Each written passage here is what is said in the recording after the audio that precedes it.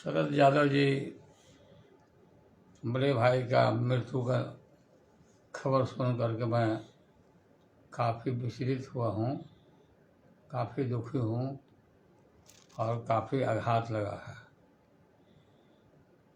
शरद यादव जी, माननीय मुलायम सिंह यादव जी और नीतीश कुमार जी और बहुत सारे नेता, हम सब लोग डॉक्टर राम मनोहर लोहिया, चंद नायक कर्पूरी ठाकुर जी के सानिध्य में मिल के राजनीति किया और करते हम लोग आ रहे हैं। आज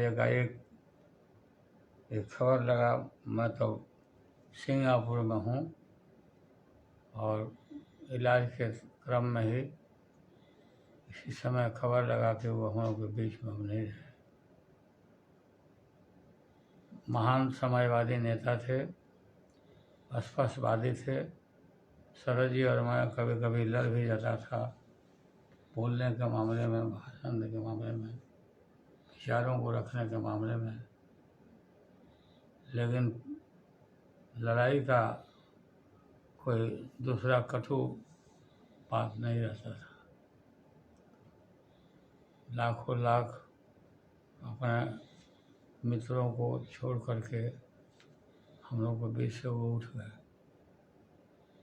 मैं भगवान से प्रार्थना करता हूँ उनकी आत्मा को चिर शांति दें और शोक संतप्त परिवार को मैं पूरा श्रद्धांजलि देता हूँ।